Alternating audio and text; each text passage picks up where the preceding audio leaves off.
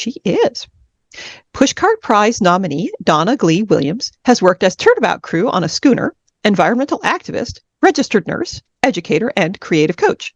But these days, she mostly walks in the woods, writes, and leads dream groups from her little cabin in the Appalachians. Donna Glee, over to you. Thank you very much. I'll be reading today from my 2023 novel, The Night Field, that is coming out in paperback just this month in the United States and given away copies. Yeah, I cried when I saw the cover, Anne. Thank you. I'm reading from the middle of the book. Our young hero is mid-quest, solo climbing an Everest-sized cliff that violates all her people's taboos to even try to climb it. And she is badly injured, having been dived on by a hunting eagle, and is now perishing because she lost her water and her food in the fall that came after the eagle attack. I passed a fiery night, drugged by fever and the lightheadedness that comes from a drying body. My sleep was disturbed by pain and chills and a loud, fierce discussion between the birds and the trees. I could not make out what had stirred them up so, just that it was very serious. I wished they would be quiet so I could sleep. Waking was even stranger. My other body, not just my hands, but all of it, rose from the stone shelf on which I lay. I felt uneasy. Was this allowed? But luckily, Barack was not here to see me playing outside like this. I sailed up into the air, a little queasy from the height, and hovered above myself. There below me was my flesh, huddled into the wall, pressed as far as it could get from the edge. It looked so battered there, so forlorn, that a flood of pity brought tears to my other eyes. I stopped myself from rushing back.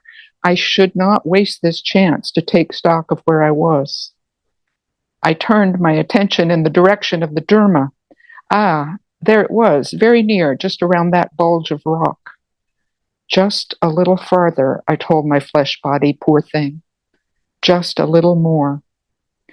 I saw that this smooth stone path was about 2/3 of the way up the wall. It ran on from where my body lay, straight up to a perch that overlooked the Derma Falls, and then on from there as a faint trail of handholds up the rock, a sort of ladder.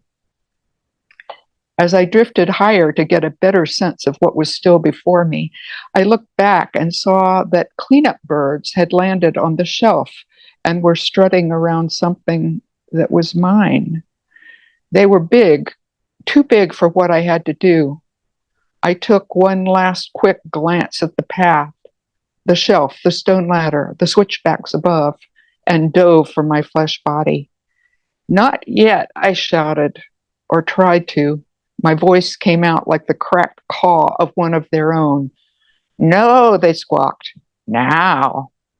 I scrabbled for a handful of gravel and heaved it at them. Not yet. Disgruntled, the massive birds lifted noisily away from me and swooped off to find less argumentative food. Good.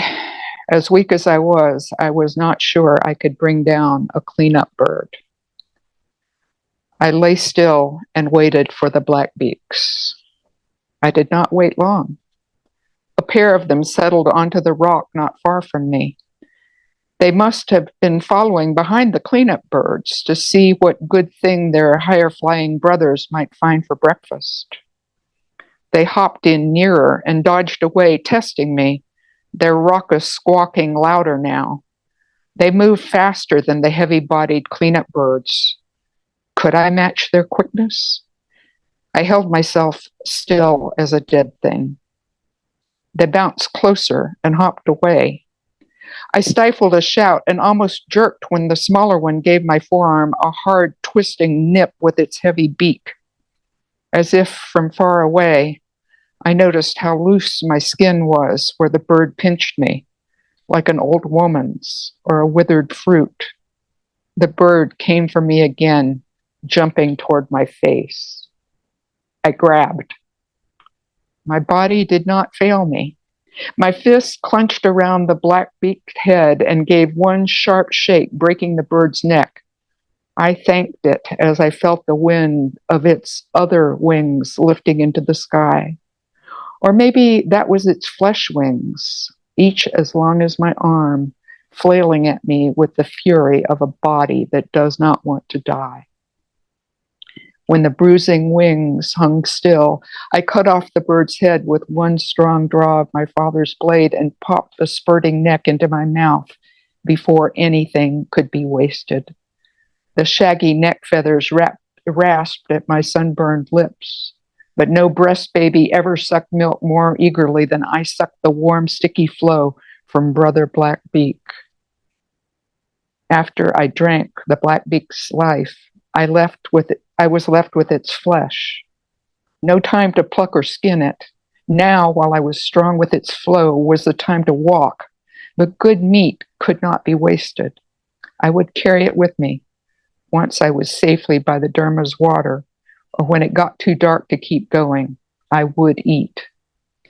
When I opened my pack to tuck it away, my eyes fell on my father's other gift, the packet of Go Strong leaf. If only I had some water. No one ever needed Go Strong tea more than I did right now. I untied the thong that held it closed and fingered the brown clump, wondering. Even the herb's odd musky scent seemed to strengthen me. Or maybe that was the Blackbeak's flow beginning to make itself at home. I had no water, but I needed the Go Strong badly. Even with the help of the Blackbeak, I was dry and lightheaded, feverish, I thought, weak as a newborn. I had never heard of anyone eating the pure leaf, but neither had I ever heard that it was poison or harmful in any way.